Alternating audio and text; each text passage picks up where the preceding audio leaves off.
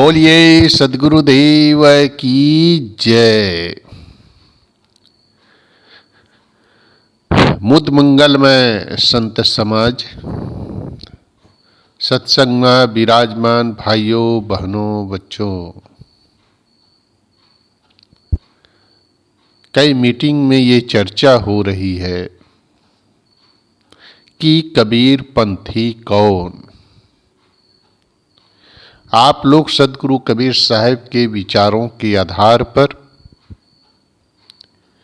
ये सुन चुके हैं कि जो त्याग भाव में रहता है वह कबीर पंथी है। जो अपना दोष देखता है, अपना सुधार करता है, जो दूसरे की निंदा नहीं करता, वह कबीर पंथी है।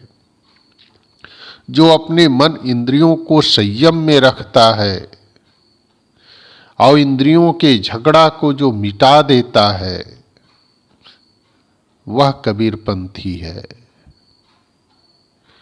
जो नीर और क्षीर का विवेक करता है,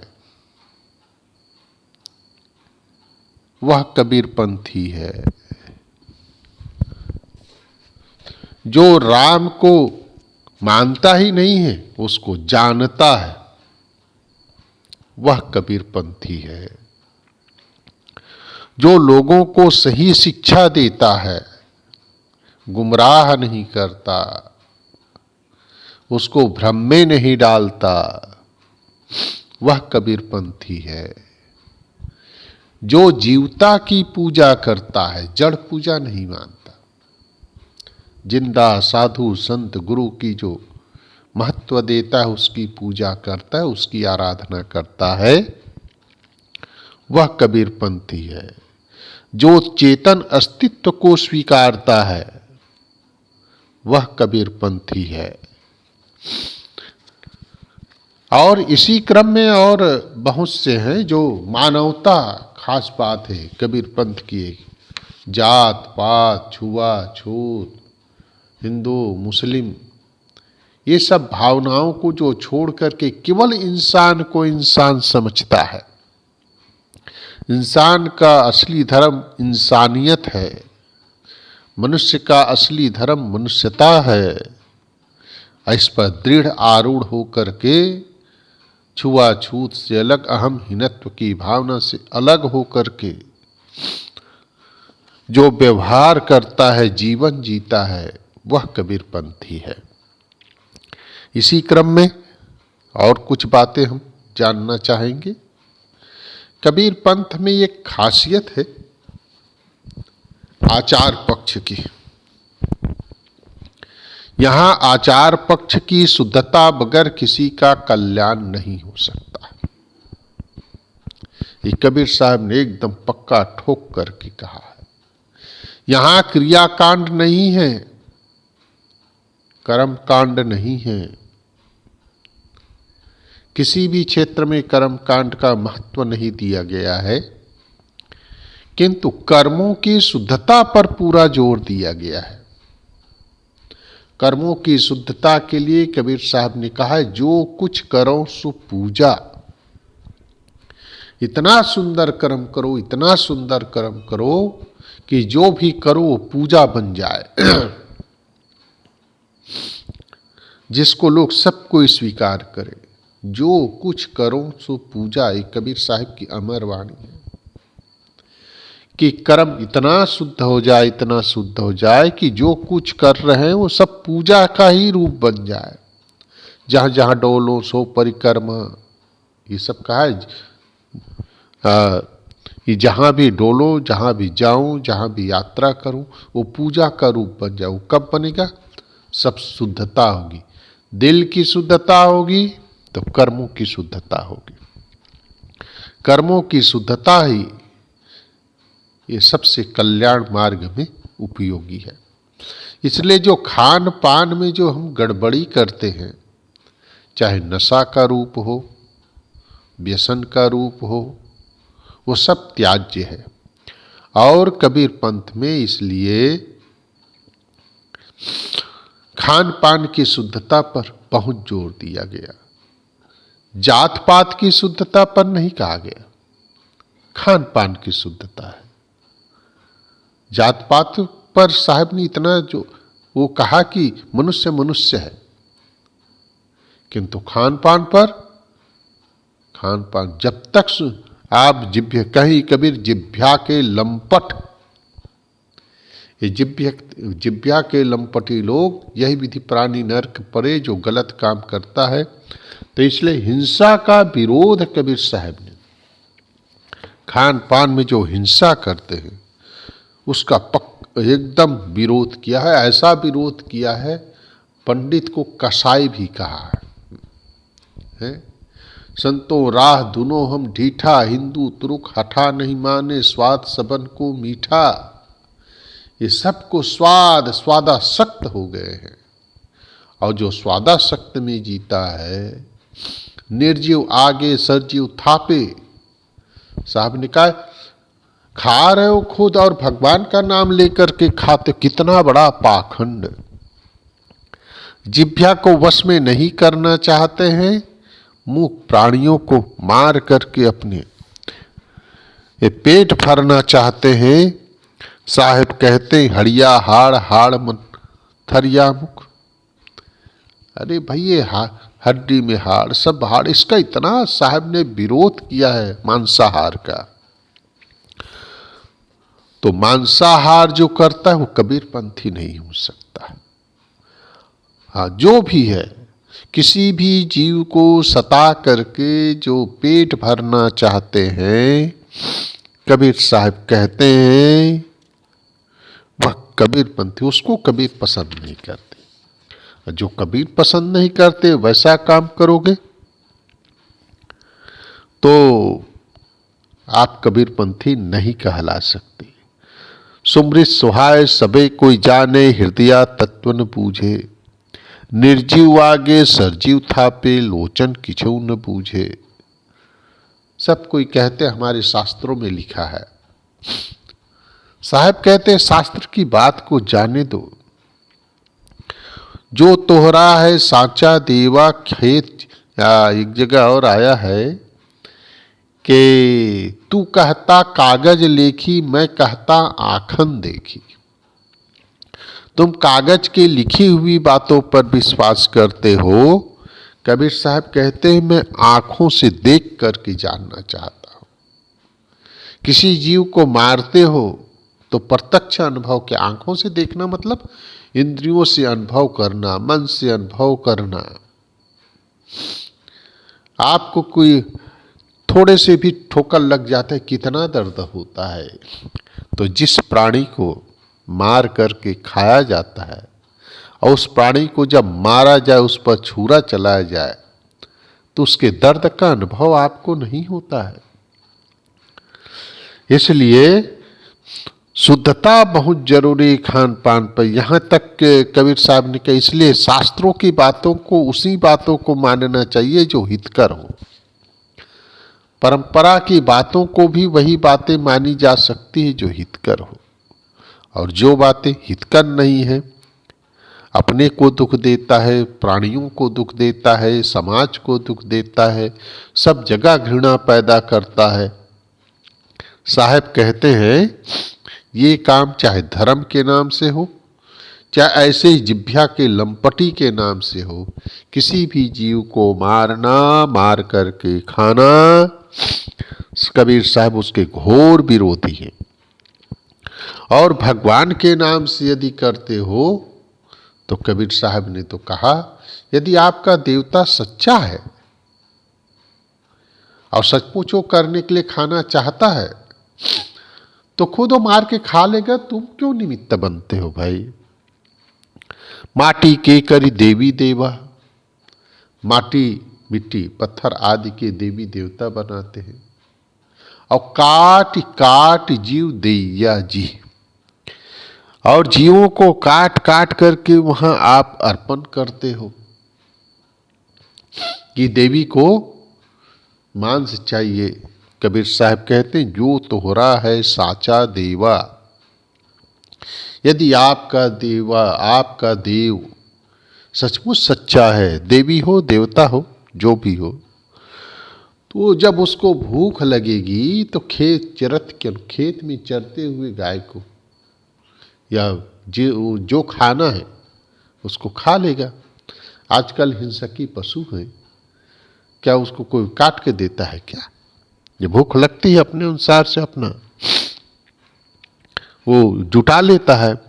इसलिए कबीर साहब कहते हैं कर्मों को शुद्ध करो। हो जब तक कर्म शुद्ध नहीं होगा तब तक आप ये शुद्धता जीवन में नहीं आ सकती। बहुत से लोग कर्म कांड के नाम से हिंसा जो करते हैं उसके लिए भी कबीर साहब ने बड़ा जोर दे करके कहा है, कर्म पढ़े और कर्म को धावे, जेहि पूछा तेहि कर्म दृढ़ावे। ये जो गुरु लोग हैं, पंडित लोग हैं, कर्म कांड की ही महिमा गाते हैं, उसमें अपना आवक देखते हैं ना। और कर्म कांड के लिए दौड़ते रहते हैं, आज यहाँ कल वहाँ वहाँ। कर्म पढ़े और कर्म को धावे, लोगों को कर्म कांड पढ़ाते। यहाँ कर्म का अर्थ है कर्म कांड। कर्म कांड किए बातों को लोग रात दिन पढ़ते हैं या वही कर्म कांड करने के लिए रात दिन दौड़ते हैं। और कोई पूछता है भैया ये अमुक तकलीफ है, अमुक काम है, क्या करें, तो उसको भी कर्म कांड की ही बात सुनाते हैं। और जो लोग निष्कर्मी है, जो कर्म कांड नहीं करता है, शुद्ध जीवन जीता है, साहब कहते निष्कर्मी की निंदा कीजिए। जो बेचारा कर्म कांड नहीं मानता उसको तो गाली गलौज देते हो, निंदा करते हो, और जो कर्म कांड करता है ताही चित्त दीजिए। जो कर्म कांडी है उस पर भी अपने चित्त को बड़ा अच्छा मानते हो। तो साहब कहते हैं कि जो स्मृतियों के नाम से, शास्त्रों के नाम से, चाहे हिंदू हो चाहे मुसलमान हो, सब कोई, दोनों को साहब ने कहा है। इसलिए ये देवी देवता के नाम से प्राणियों की हत्या करना ये बहुत बड़ा अपराध है, पाप है। हो ये पाप है। इसलिए इस पाप से बचने का एक ही रास्ता है, आचार पक्ष एकदम शुद्ध हो। इसलिए कबीर पंथ में जब किसी को दीक्षा दी जाती है, भगत बनाया जाता है, साधु बनाया जाता है, अपना सेवक अनुयायी बनाया जाता है, तो पूरे कबीर पंथ में आचार पक्ष पर बहुत जोर देते हैं। व्यक्तिगत एक एक व्यक्ति को पूछ करके उसको कहा जाता है, देखो भाई गलत चीज खाते हो तो छोड़ना पड़ेगा, चाहे व्यसन हो चाहे हिंसा मांस मछली हो, तभी तुम्हारा कल्याण होगा, नहीं तो कल्याण होने वाला नहीं है।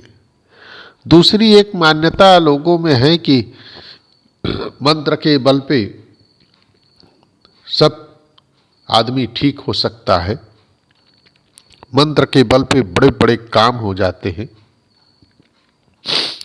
मंत्र के बल पे हमारा कल्याण हो जाएगा, अमुक मंत्र जप लो अमुक काम हो जाएगा, अमुक मंत्र जप लो अमुक काम हो जाएगा। कबीर साहब कहते हैं केवल मंत्र के जपने से कुछ होने वाला नहीं है। मंत्र जपो मन की शुद्धता के लिए, मन की एकाग्रता के लिए मंत्र जपो, कोई बात नहीं, किंतु इस मंत्र जपने से मन आपका एकाग्र हो, किंतु मंत्र जपने से आपका रसोई बन जाएगा ऐसा मानते हो, मंत्र जपने से घर बन जाएगा मानते हो, मंत्र जपने से इतने महीना मंत्र जपेंगे तो नौकरी मिल जाएगी मानते हो, मंत्र जपने से शादी हो जाएगी मानते हो। कबीर साहब कहते ऐसा कोई मंत्र नहीं है, ऐसा कोई मंत्र नहीं है। इसलिए साहब ने बड़ा जोर दे करके कहा है तंत्र मंत्र सब झूठ है, मत भरमो सब कोय, सार शब्द जाने निया बिना हंसा गया बिगोय। ये मंत्र तंत्र के चक्कर में मत पड़ो भैया, बहुत से लोग इसमें फंस करके बर्बाद हो गए हैं, अपना सब कुछ वहां मानते हैं। कई लोग ये मंत्र तंत्र के चक्कर भूत प्रेत भी मानते हैं। देखिए, अंधश्रद्धा और अंधविश्वास, लोगों ने इसको धर्म का, परंपरा का, मत का अपना एक स्तंभ मान लिए है कि अंधश्रद्धा और अंधविश्वास को ही इतना बढ़ावा देने लग गए। अंधविश्वास क्या है? जो चीज है नहीं उस पर विश्वास करने लग जाना। जरूर जरूर ऐसा होता होगा। अंधश्रद्धा यह है कि जहां कुछ है नहीं उस पर आप श्रद्धा कर रहे हो, अपने माथा रख रहे हो, और इसमें सबके सब आ जाते हैं। अंधश्रद्धा के ऊपर जैसे अंधविश्वास क्या है? ये ग्रह है, 9 ग्रह है, उसके लिए 9 ग्रहों को कब्जे में, इसी के कारण हमारे अंदर में दुख आता है। ये सब बताते हैं गुरु लोग, पंडित लोग, सामान्य जनता मानते चले जाते हैं। तो ये जो अंधविश्वास है कि 9 ग्रह है, उसके लिए 9 अंगूठी पहने, जो उंगली में पहनते हैं, अंगूठी पहनेंगे। आज अमुक की एक जगह तो एक हमारे सन्यासी जी थे, एक आश्रम में रुका था मैं, आनंद में, प्रोफेसर था ऐसा कहते थे वो अपने आप को। कई 65-70 के आसपास उसकी उम्र रही होगी, आज से 10 साल पहले। वो व्यक्ति प्रोफेसर, पढ़ा लिखा, मतलब प्रोफेसर है तो सब कुछ पढ़ा लिखा आदमी। तो मैं उसको देखूं कि एक दिन अलग माला पहने, बिल्कुल अलग कलर का, और अंगूठी भी अलग कलर का हो जाए। दूसरे दिन देखूं तो दूसरा कलर फिर आज। तो एक दिन सहज में ऐसे हंसते हंसते उसको पूछा, स्वामी जी आप ये हर रोज अलग अलग पहनते हैं, ये तो संसारी लोगों का काम है, अलग अलग पहनना, अलग अलग भेष लगाना। अरे समझते नहीं हो तुम? मैं कहा क्या हो गया स्वामी जी? क्या है, ये 9 ग्रह है, आज जिस दिन का ग्रह है उस दिन का आज पहना हो।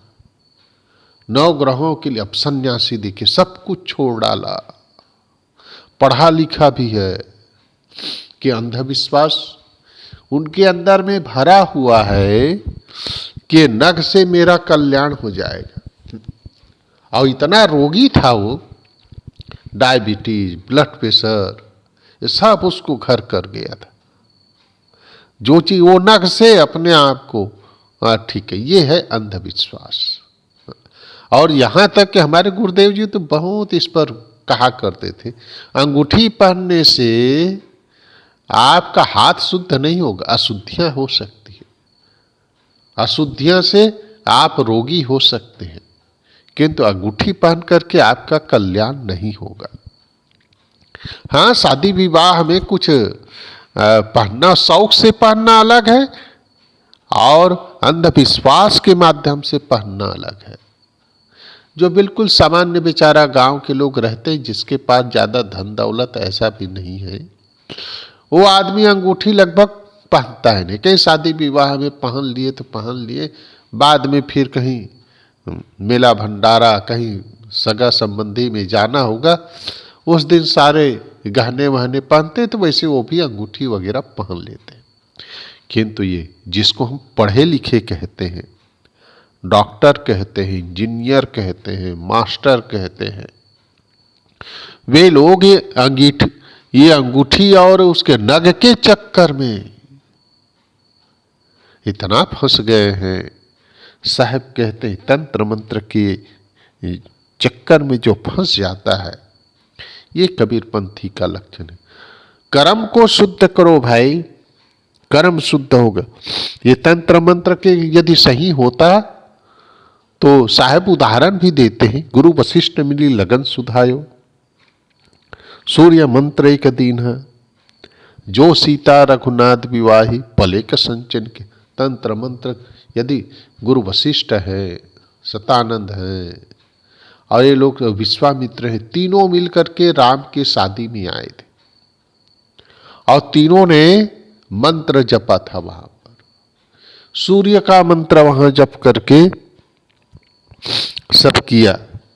किंतु जो कर्मों का ऐसा खेल था, साहब कहते हैं गुरु वशिष्ठ से पंडित ज्ञानी, रुचि रुचि लगन धरी, सीता हरण मरण दशरथ के विपत पे विपत पड़ी। ये जब मंत्रों का जाप इतने बड़े बड़े ऋषि मुनि लोग किए थे, तो उनका सीता के ऊपर, राम के ऊपर कोई कष्ट आना नहीं चाहिएगा। राम को, सीता को कुछ भी कष्ट नहीं, किंतु इतना दुखी। देखिए, सामान्य आप लोग हैं, आपके घर में ये माँ बहनें जो थोड़ी थोड़ी बात पर नाराज होती हैं, आप जानते हो सीता माता को जितना कष्ट मिला है, शायद ही इतना कष्ट और किसी बहनों को मिलता हो। और वो भी राम से शादी करने के बाद इतने बड़े बड़े ऋषि मुनि लोग उसके मंत्र जाप करके, शादी में मंत्र जाप करके, सूर्य मंत्र दे करके शादी का निर्वहन किया था। क्यों करते हैं? गृह शांति करते हैं, गृह शांति। देखिए, एक चीज मैं बता दूं, आलोचना नहीं करता हूं, आप सोचो विचारो। शुभ मुहूर्त देख करके तो लोग लगन रखते हैं, पंडित को देख लेते हैं, भाई किस दिन शुभ मुहूर्त है। अशुभ मुहूर्त हो गया सब चीज। अब उसमें लगन करते हैं, तो भी अब शुभ मुहूर्त देख करके आपने लगन का समय रखा है, तो भाई गृह शांति की क्या जरूरत है फिर? अब तो आसान तो होना चाहिए, शुभ मुहूर्त है। किंतु कितनी जगह आप देखे होंगे कि बारात आ रही है, एक्सीडेंट हो जाता है। आज के समय अभी कई घटना आप देख सकते हैं। कहाँ गया शुभ मुहूर्त? ऐसे समय में जो पंडित लोग के ऊपर भी केस होना चाहिए। यदि आपने लगन किया, शुभ मुहूर्त बताया, आप अपना मेहनताना लिया, और यदि बहुत बढ़िया शादी हो गई, 1 साल 2 साल में यदि तलाक होता है, तो इसके जिम्मेदार उस लगन कराने वाले पंडित को होना चाहिए, उस पर भी केस होना चाहिए। देखो भाई, शुभ मुहूर्त जितना पैसा लेना है ले लो, और आगे कोई तकलीफ नहीं आनी चाहिए, क्योंकि आपने पूजा पाठ करके ये किया है।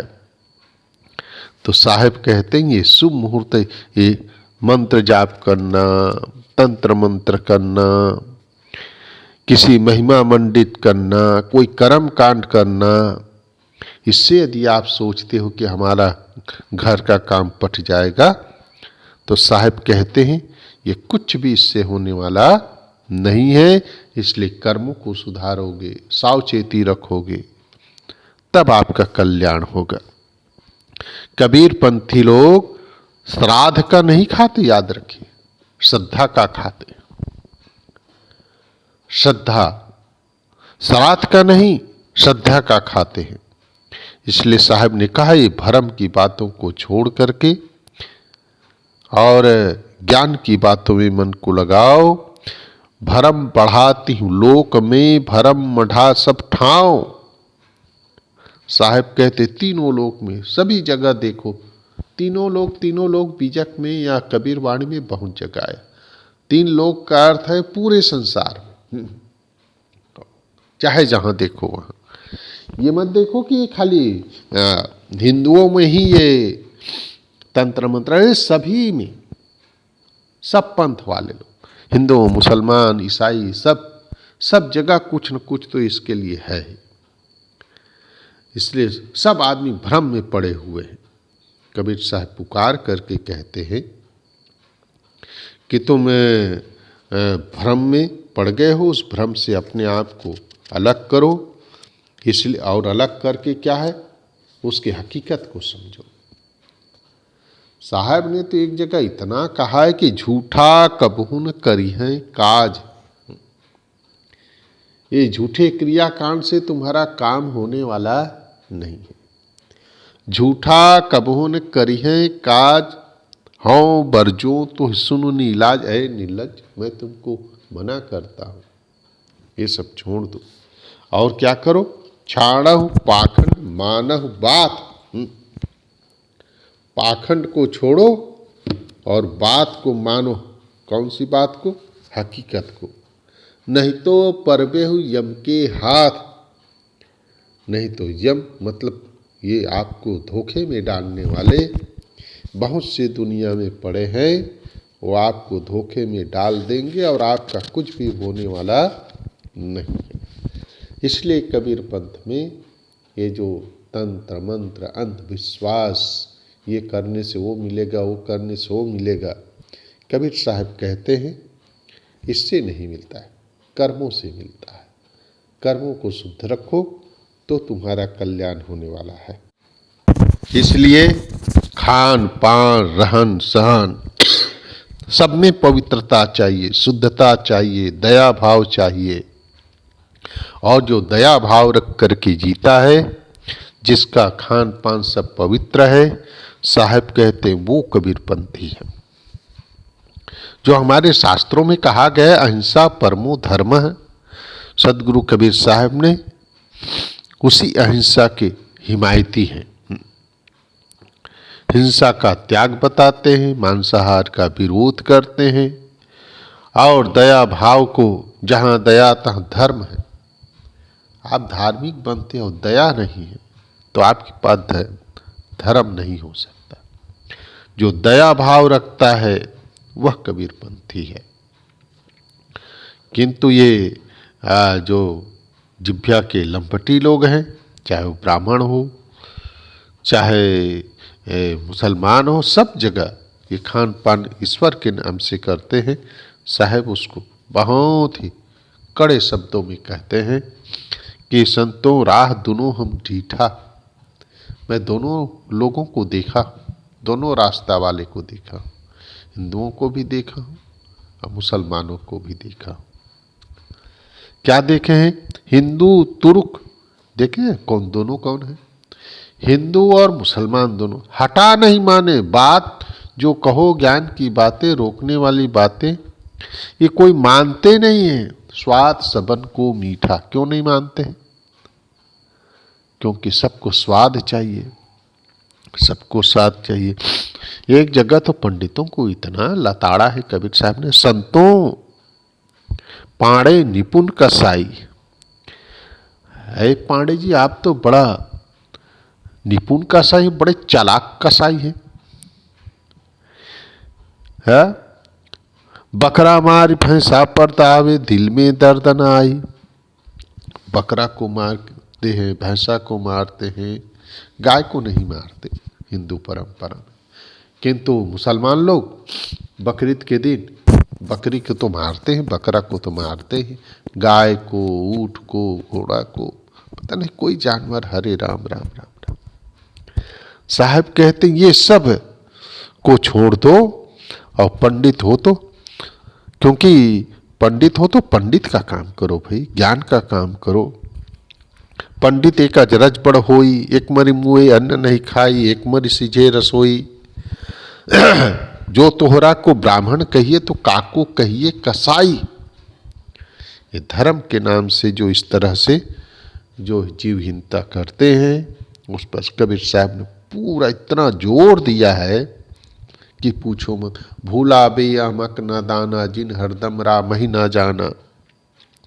बरबस आन के गाय पछारी, गरा काट जीव आप लिया। अजियत जीव मुर्दा करिदारे, ताको कहत हलाल हुआ। मुसलमानों को भी बकरीद के दिन जो करते हैं उसका कितना सुंदर साहब ने आलोचना की है कि अहमक है, नादान है, जो घट घट में प्राणियों की ऊपर दया नहीं करते हैं, जबरदस्ती पकड़ करके लाते हैं, गाय को रखते हैं, गला काट देते हैं, जिंदा है उसको मुर्दा कर डालते हैं और कहते हैं ताकू, कहते हलाल, बड़ा शुभ काम हुआ, बड़ा उत्तम काम हुआ। कहीं कबीर दो गए नरक में, जिन हरदम राम ही ना जाना। साहब कहते हैं ये दोनों पंथ के लोग जो घट घट में जो दिल में सबके प्रति दया भाव नहीं है, वो सब नरक जाने का रास्ता है। जस मांस पशु की तस मांस नर के रुधिर रुधिर एक सारा जी। कबीर साहब कहते हैं आप आदमी के मांस को नहीं खा सकते। आदमी के मर जाने थे छूने से ही अपने आप को अशुद्ध मानते हो। तो मांस है। जस मांस पशु की तस मांस नर की। जैसे मनुष्य का, जैसे पशु का मांस है वैसे आदमी का मांस है। जैसे पशु के खून है वैसे आदमी के खून है। रुधिर रुधिर एक सारा जी। किंतु लोग पशु के मांस को तो खाते हैं, आदमी को तो इतना छुआछूत मानते हो। जब वहां विवेक कर सकते हो तो साहब कहते हैं इसलिए जितने भी मांस मच्छी सब अशुद्ध है। और उसके ये धर्म के नाम से सब मत करो, ना खाओ। बहुत कुछ साहब ने कहा है, जीव मत मारो बापुरा, सबका एक है प्राण, हत्या का पुण्य छूटी है। साहब का पूरा उल्लेख इसी में बना हुआ है। तो इसलिए एक जगह तो और कहा है कि इसको क्यों नहीं मारना चाहिए। चलो ठीक है। साहब ने कहा कि जिसको अल्लाह कह रहे हो, जिसको राम कह रहे हो, जिसको खुदा कह रहे हो, वो कौन है जानते हो? अल्लाह राम जियो तेरी नाई। अल्लाह और राम तेरे जैसे जीव ही है, हाँ, वो जीव से अलग नहीं है। इसलिए जीवों पर दया, जिन पर मेहर उस पर मेहर करो, दया करो। और दया करने वाला ही साईं बन जाता है। साहब के खास उपदेश है, घाव काह पर घालो जित देखो तित प्राण हमारो। अरे भाई, सबको अपना प्राण समझोगे तब आपका कल्याण होगा। जहां दया तहाँ धर्म है, जहां लोभ तहाँ पाप। अरे जहां क्रोध तहाँ काल है, जहां क्षमा तह आप। दुर्बल को न सताइए, जाकी मोटी हाय। बिना जीव के श्वास से लोह भस्म हो जाए। इसलिए दुर्बल प्राणियों को मत सताओ, अपना भोजन मत समझो, तभी आपका कल्याण हो सकता है। इसलिए जीव दया और आत्म पूजा, जीवों पर जो दया करता है, प्राणियों की पूजा करता है और सद्गुरु की भक्ति करता है, साहब कहते हैं वह कबीरपंथी है। और दूसरा कबीर, ये शुद्ध होना चाहिए खान पान में, तभी आप उसका कल्याण कर सकते हैं। एक चीज़ इसमें और कहना चाहूँगा, कबीर पंथ की एक और खासियत है, कर्म कांडों पर इतना भार नहीं देते हैं, जोर नहीं देते हैं। उसका कारण क्या है जानते हो? यही देवी देवता के नाम से जीव हत्या करते हैं, बहुत से कर्म कांड करते हैं। जहाँ जीव हत्या नहीं करते तैसे भी कर्म कांड बहुत से हैं। क्यों करते हैं जानते हैं? अच्छा फल मिले ये तो ठीक है, हमारा शुभ काम हो जाए वो तो ठीक है, किंतु खास बातें और होती है कि हम मरने के बाद स्वर्ग जाएंगे। स्वर्ग में हमको बढ़िया स्थान मिलेगा, फर्स्ट क्लास मिलेगा। और स्वर्ग की इतनी महिमा गाते हैं, इतनी महिमा गाते हैं कि पूछो मत। किंतु कबीर साहब ने ऊपर स्वर्ग है इसकी जो बातें करते हैं, कबीर साहब ने उसका जगह जगह आलोचना की है कि ऊपर देख कर के आए हो क्या? और जो ऊपर जाता है वो आके बताता नहीं है, और नीचे वाला कभी गया नहीं तो कैसे उसका वर्णन करते हो? हैं? बैठा पंडित पढ़े पुराण, बिन देखे का करत बखान। यहाँ पंडित का अर्थ केवल हिंदुओं में पंडित लोग कहते हैं, ऐसा नहीं। हर पंथ के लोग मरने के बाद की कथा ज्यादा सुनाते हैं। मरने के बाद कैसा कल्याण होगा इसकी चर्चा बहुत करते हैं, किंतु जिंदा कैसे रहना चाहिए इसको कर्म कांड में फंसाते हैं। मरने के बाद वो इतनी महिमा उसको गाते हैं ऊपर का, बिल्कुल प्रत्यक्ष। मुसलमानों में वहाँ जाओगे ऐसे नदियाँ बहती रहेगी, इतना फर्स्ट क्लास है वहाँ। खास जोर दिया जाता है वहाँ 72 हूर मिलेंगे, परी 72 परियां मिलेंगे, आपका कल्याण कर देगा। और वो कहाँ है? और यहाँ हिंदू शास्त्र में भी, पंडितों में भी क्या है, अरे वहाँ जाओगे खान पान इतना फर्स्ट क्लास, वहाँ शादी करने की कोई ज़रूरत नहीं है। आज जिसके साथ में जैसा बिंदास्त जीवन जियो। ये सब बातें स्वर्ग की इतना महिमा गाते, इतनी महिमा गाते हैं कि लोगों का मन हो जाता है चलो भाई हम भी वहाँ जाएंगे। अब उसके लिए क्या करना पड़ेगा? यहाँ आपको कर्म कांड करना पड़ेगा। यदि स्वर्ग में सुख से जीना चाहते हो तो यहाँ दान धर्म करना पड़ेगा, है? और साहब कहते हैं, अभी में कहा ना, बैठा पंडित पढ़े पुराण, बिन देखे का करत बखान। पंडित लोग पुराण पढ़ते हैं और बिना देखे उसकी इतनी महिमा गाते, इतना व्याख्यान करते हैं। कैसे बताते? वचन कहत प्रत्यक्ष होई, जैसे उसको प्रत्यक्ष देख करके आया है। वो कहाँ पर है भैया? ऐसा कोई पूछे कहाँ पर है?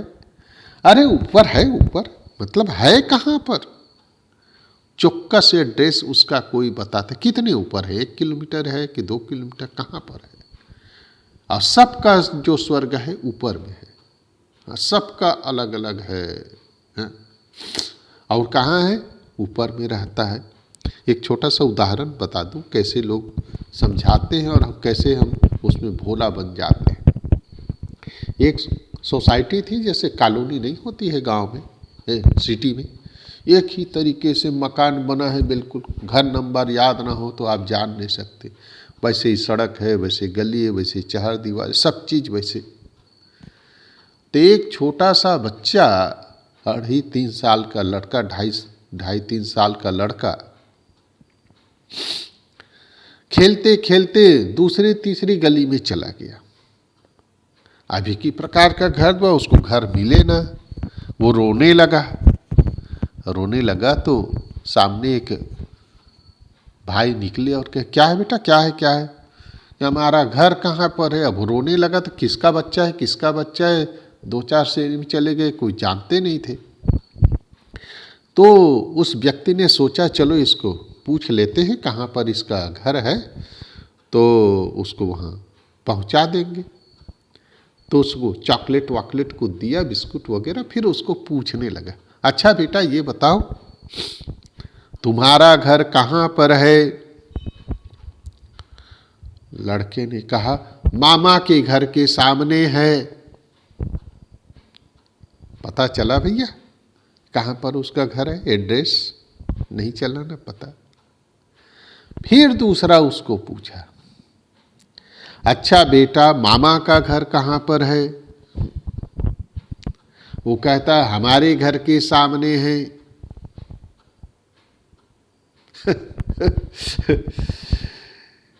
पता चला कहाँ पर उसका घर है, कैसे पहुंचाएगा उसको? फिर तीसरा प्रश्न करता है वो भाई, नहीं भाई इसको पहुंचाना ही पड़ेगा। अच्छा बेटा ये बता तेरा घर और मामा का घर कहाँ पर है? लड़का कहते बिल्कुल आमने सामने है। उस बच्चे को वो भाई 3 प्रश्न करता है और तीनों प्रश्न का बच्चा उत्तर भी देता है। उत्तर नहीं देता है, मौन हो जाता है, ऐसा नहीं। किंतु पता चला कि वो बच्चा कहाँ है, उसका घर कहाँ है। आप लोग हंस रहे हैं ना, ये हंस रहे हैं, ये वही च नहीं है। हमें भी यही बताते हैं हमारे ये गुरु लोग, पंडित लोग, आचार्य लोग, यहां ऐसा करोगे तो वहां पहुंच जाओगे। उसका पता क्या है भैया, कहां पर है वो? तब कोई बता नहीं सकते हैं। कोई चौकस एड्रेस बताता है? वहां जाओगे तो कैसा घर बैठेगा? इसलिए सब पंथ लोग अपना अपना एक ऊपर में बना लिए हैं कॉलोनी। सब कोई, किसी का स्वर्ग है, किसी का वैकुंठ है, किसी का जन्नत है, और किसी का अक्षरधाम है, किसी का धूर धाम है।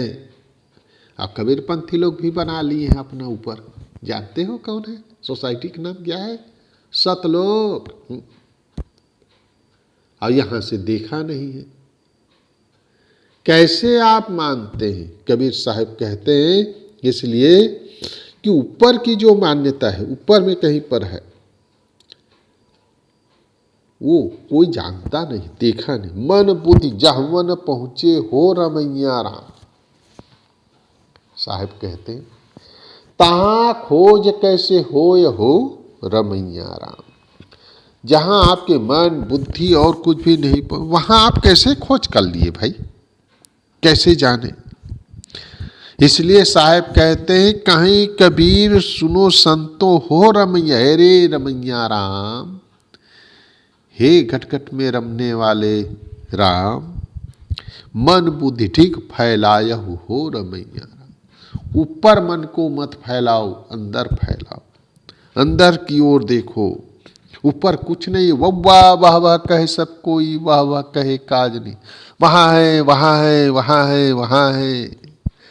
साहब कहते हैं वहां वहां कहने से काज नहीं होगा। और वह तो कहे सुने जो कोई, स्वर्ग पताल देखे जोई। वहां है कहता है, वह भी कभी स्वर्ग पताल नहीं देखा है। और जो सुन रहा है वो तो देखा च नहीं है बेचारा, वो क्या कहेगा? साहब कहते वह तो कहे और सुने जो कोई, कहने वाला और सुनने वाला स्वर्ग पताल न देखे जोई। जो स्वर्ग पताल को न देखा है न जोया है, दोनों कोई नहीं देखे, अब कैसे उसको मानोगे? साहब कहते हैं कहाँ बसे पुरुष कौन सा गाँव, सो पंडित मोह सुनावहु नाऊ। वो पुरुष कहाँ बसता है, उसकी गांव का नाम क्या है? ए पंडित जी, क्या आप मुझे बता सकते हो? इसलिए ऊपर की कल्पना करना, साहब इसका खंडन करते हैं। पंडित मिथ्या करहु विचारा, ना वह सृष्टि न सृजन हारा। मरने के बाद यहाँ से जो जाना है, ना वहाँ कोई सृजन वाला है, सृष्टि का रचयिता है, ना वहाँ कोई सृष्टि है, वहाँ कुछ भी नहीं है। वहाँ ना वहाँ जो बैठा हुआ परम देव परम पुरुष परमात्मा जिसको मानते हो, वहाँ नहीं। वर्णहु कौन रूप यौ रेखा, दूसर कौन आहि जो देखा। जिसका तुम रूप रेखा का वर्णन कर रहे हो, दूसरा जो वहाँ कौन गया हो देखा है, देखा कौन है? हाँ, जब उसको आप वर्णन कर रहे हो, देखे भी नहीं है। दूसरा वो है जिसके द्वारा तुम वर्णन करते हो शास्त्र को, वो भी तो नहीं देखा है। जो एक बार चला जाता है वापिस आता नहीं, तो उसका कैसा वर्णन करते हो? और ओंकार आदि नहीं वेदा, ताकर कहो कौन कौन वेदा। जिस ओंकार की आप चर्चा करते हो, उसको तो वेद भी उसका वर्णन नहीं कर सकता है। तो उसके कुल भेद, नाच जात, कैसा खाता पीता है, आपको कैसे पता चल गया भाई? इसलिए साहब कहते हैं जाकर नाम अकहुआ रे भाई, ताकर काहर मैनी गाई। जिसका नाम अकहुआ, अकथ नहीं, अकहुआ को देखिए, जिसको कहा ना जा सके।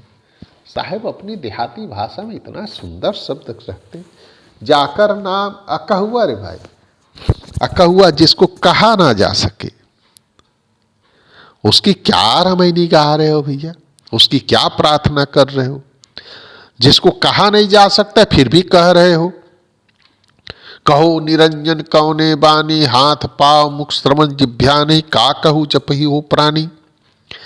अरे भाई वो जो निरंजन मानते हो, हाथ पांव मुख श्रवण जिभ्या कुछ भी नहीं है, कैसे उसकी पहचान करोगे? इसलिए साहब ने कहा कि पंडित मिथ्या करहु विचारा, नाम शिष्ट सृजन धारा।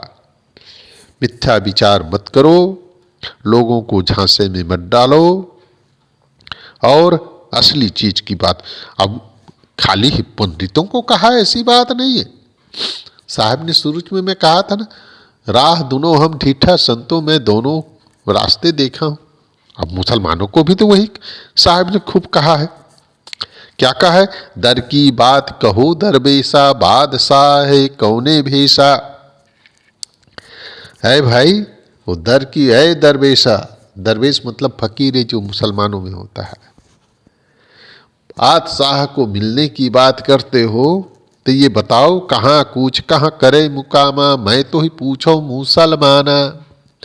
वो कहाँ से कहाँ आता जाता है, कहाँ रहता है, कहाँ उसका एड्रेस है।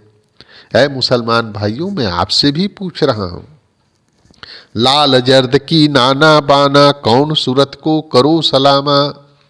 बोलना लाल है कि पीला है कि चितकबरा है कि कैसा है, नाना है कि बाना, वो नाना प्रकार के उसके बाना है, नाटा है कि मोटा है, कैसा है।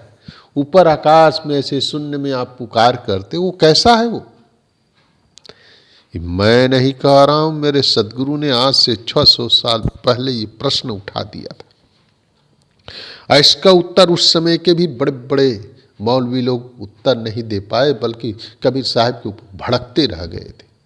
पंडित लोग क्यों भड़के कबीर साहब? यही सब कारण। साहब सत्य बात कहना चाहते थे, लोगों को सत्य बात उतरती नहीं थी। आदम आदि सुधी नहीं पाई, मामा हवा कहाँ ते आई। ये सब मुसलमानों के लिए भी खूब साहब ने कहा है, जिन कलमा कलिमा ही पढ़ाया, कुदरत खोज तीनों नहीं पाया। जिन्होंने कली काल में आकर के लोगों को कलमा पढ़ा करके मुसलमान तुर्क बना रहे, वो भी हकीकत को नहीं देख पाया है, बिल्कुल जान नहीं पाया है।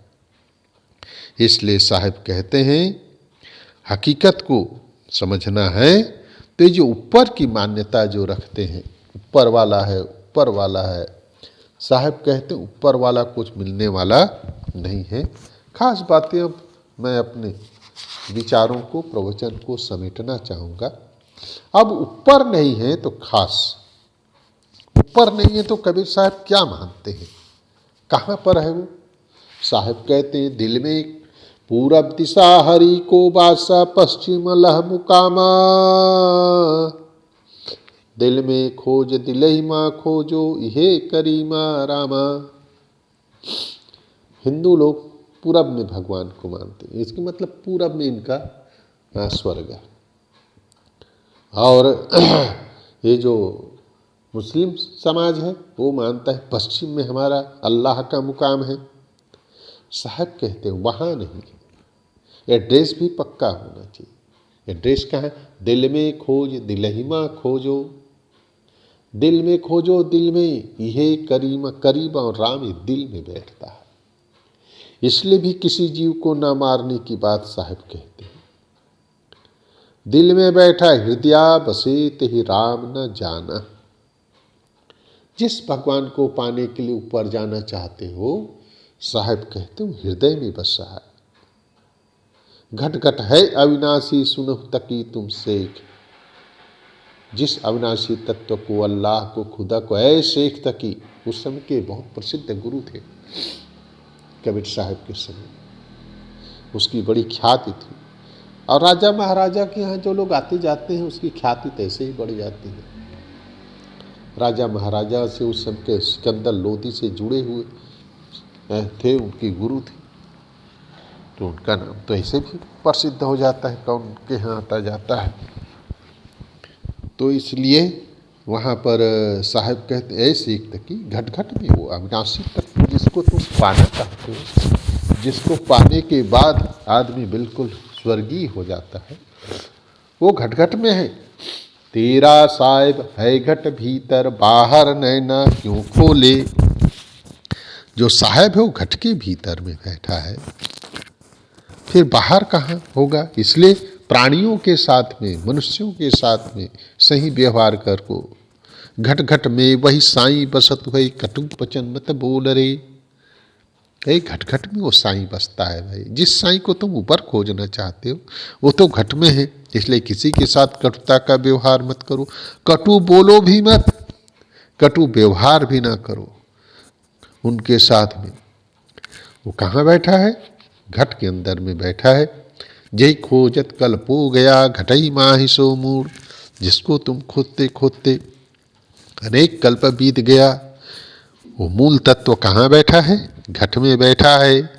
मन मक्का दिल द्वारका काया काशी जान, 10 द्वारे का पिंजरा तामे ज्योति पिछान।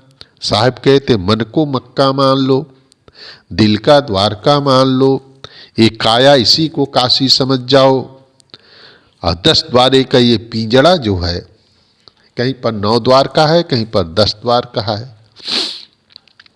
साहब कहते हैं जो पिंजरा है इसमें जो ज्योति बैठी है वो कौन ज्योति है जानते हो? अंतर ज्योति। साहब कहते हैं उसका पहचान कर लो। उसका पहचान करोगे तब क्या होगा? राम नाम का सेवह बीरा दूर ना ही दूरा आशा हो। राम नाम का सेवन करो, उसको पहचानो, वो दूर नहीं है, आपकी आशा ही दूर कर दिया है। और देवका से वह बौरे ये सब झूठी आशा हो। अंदर में जो राम तत्व है, शुरू में एक पॉइंट पर चर्चा इस पर बहुत हो चुकी है। जो राम हम बाहर खोज रहे हैं वो राम आप स्वयं हैं। और अंदर में बैठो कस्तूरी कुंडल बसे मृग ढूंढे बन माहि, ऐसे घट घट राम है दुनिया जानत नाही। तेरा साईं तुझ में जाग सके तो जाग, तेरा साईं तेरे अंदर में है। कबीर साहब का एक और है, हमारा यार हम में है हमन को इंतजारी का। इसलिए अपने अंदर में बैठे उस राम तत्व को समझो। उसी राम तत्व के लिए साहब ने बहुत कुछ कहा है। और इसी वाणियों को लेकर के हमारे गुरुदेव जी की एक बहुत, सदगुरु श्री अभिलाष साहब जी बहुत ही सुंदर कहा है कि जो राम को हम बाहर खोजते हैं, खुदा को बाहर खोजते हैं, वो बाहर नहीं बल्कि कहाँ है? अंदर में बैठा है। साहब उसमें एकदम बहुत सुंदर वाणी है।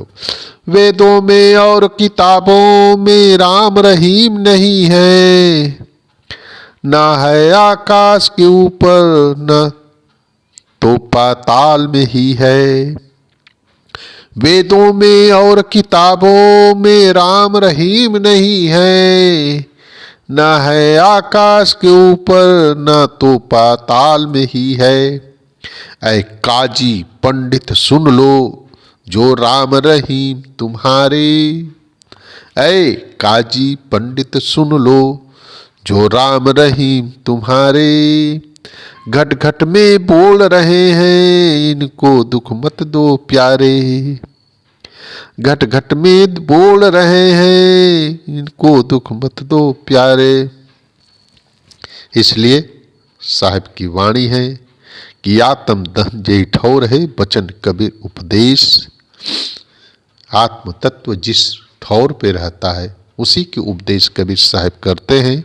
मुँह को कहाँ ढूंढे बंदे मैं तो तेरे पास में। ये कहाँ है? कबीर जेती आत्मा तेती सालिग्राम, बोलनहारा पूजिए पाहन सो क्या काम। बहुत से ऐसी बातें हैं जो बहुत कुछ चर्चा हो चुकी है। इसलिए खास बात कबीरपंथी कौन? जो कबीर की वाणियों के आधार पर जीवन जीता हो। आज खास ये चर्चा हुई कबीरपंथी होने के लिए कि जो हम कल्पना करते हैं, अंधविश्वास में पढ़ करके जो भटक रहे हैं, वो भटकाव हमारी दूर होनी चाहिए। और अंधविश्वास में पढ़ करके गलत गलत मान्यता रखते हैं, गलत गलत क्रियाकांड करते हैं, किंतु उस जीवन को नहीं सुधारते हैं। कबीर पंथ की खासियत ये है कि ऊपर में कुछ नहीं है, जो बैठा है सबके घट में बैठा है। वह भी कण कण में नहीं है, घट घट में बैठा है। जो घटवासी जो आत्म पुरुष है, चेतन तत्व है, जिसको राम कहो, खुदा कहो, जो कहना है कह लो, किंतु चेतना से अलग कोई और तत्व नहीं है। उसके सम्मान दो, उसकी रक्षा करो। और इसलिए और कर्मों को सुधारने की बात साहब ने की है। जियत न तरेव मुए का तरी हो, जीते जो न तरे। जो जीते जी वासनाओं को नहीं छोड़ा है, गलत कर्मों को नहीं छोड़ा है, यहाँ अपने जीवन को निर्मल नहीं बनाया है, तो मरने के बाद किसी का होना नहीं। ये उपदेश कौन देता है? ये सब सारी उपदेशें कौन कर देता है? इसलिए कबीर साहब का खास सिद्धांत है क्या? साधु होना चाहिए, पक्का होए के खेल है। साधु पक्का होना चाहिए। अब पक्के रहोगे तब आपका कल्याण होगा। साधु एक जगह और आया है कि सूप साधु जैसा सूप सुभाए, सार सार को गही रहे, थोथा देई उड़ाए। ये कबीर साहब का सिद्धांत है कि सार सार को ले लेना और असार को छोड़ दें। साधु ऐसा चाहिए जैसा सूप सुभाए। साधु को कैसे? यहाँ का साधु को मतलब जितने सज्जन लोग हैं, भगत लोग हैं, और खास तो कबीरपंथी लोग हैं, और कबीर के विचारधारा को मान करके सत्य को समझने वाले जो जिज्ञासु हैं, साहब कहते हैं सार सार को गही रहे, थोथा देई उड़ाए। सूप जैसा बनो तब तुम्हारा कल्याण होगा। इसका उपदेश देने वाला कौन होता है? उपदेश कौन देता है? कबीर साहब कहते हैं भूल मिटे गुरु मिले पारखी। ये जितने प्रकार के भूल बताई गई, ये कब मिटता है? भूल मिटे गुरु मिले पारखी। पारखी गुरु, विवेकी गुरु, ज्ञानी गुरु। पारखी का अर्थ है आप लोग अमुक आश्रम वाले को ही पारखी ना मानो। पारखी का अर्थ है विवेकी, एक एक चीज को परखता है, रहनी संपन्न है। ऐसे जो विवेकी हैं, ज्ञानी हैं, आचरण संपन्न है, बोध संपन्न है। भूल मिटे गुरु मिले पारखी। अब पारख दे ही लखाई, खाली मिल लिए, दर्शन कर लिए, इतने से कल्याण नहीं होगा। क्या होगा? उसको आपको पारक का बोध उन्होंने लखाया तब। भूल मिटे गुरु मिले पारखी, पारख दे ही लखाई। उन्होंने पारख आपको लखाया। कहीं कबीर भूल की औसत, पारख सबकी भाई। साहब के जितने प्रकार की भूल है दुनिया में मेरे भाई, दुनिया के जितने प्रकार की भूल है उसकी एक ही दवा है। वो कौन सी दवा है जानते हो? पारख। पारख उसकी दवा है। और जो परीक्षा करता है, छानबीन करता है, एक एक चीज को तपास करता है, बीन बीन करके लेता है, वह पारखी है। और ऐसा करने वाला ही कबीरपंथी है। कई मीटिंग में हमने चर्चा की कि कबीरपंथी कौन हो सकता है। मैं अपनी तरफ से एक भी नहीं कहा हूं, अपनी तरफ से कुछ जोड़ा नहीं हूं। ऐसा करो तब आप कबीरपंथी हैं। सदगुरु कबीर साहब ने हमको जो निर्देश दिए हैं अपनी वाणियों के धार पर, बीजक में, बीजक के अतिरिक्त और बहुत सी वाणी है, उसमें जो निर्देश दिया है उसके माध्यम से हम ये चर्चा किए, और चर्चा करके हम उसको हृदयंगम करते जाएंगे तो सचमुच कबीर साहब जो समाज चाहते थे और जो देखना चाहते थे वैसे हम जीवन जिएंगे तो सच्चे कबीरपंथी कहलाएंगे। हमारा भी जीवन सुधरेगा, लोगों का जीवन सुधरेगा, सब के सब अपने जीवन को स्वर्गमय बनाएं। आप लोग कई मीटिंग में मेरी बातों को बहुत ध्यान से सुना और उसको समझने की कोशिश किए। मैं कुछ कहने की कोशिश किया हूँ। बहुत कुछ और बातें हैं जो अब समय नहीं रह गया इसलिए कहा नहीं जा सकता। फिर भी आप लोगों को बहुत बहुत धन्यवाद देते हुए मैं अपनी वाणी को यहीं पर विराम देता हूँ और आप सबसे आग्रह करता हूँ कि हम सच्चे कबीरपंथी बने, कबीर को पढ़ें, कबीर को सुने, कबीर के साथ जीवन जिए तो हमारा कल्याण होगा। कल्याण इच्छुक सब के सबको साहिब बंदगी, साहिब बंदगी, साहिब बंदगी।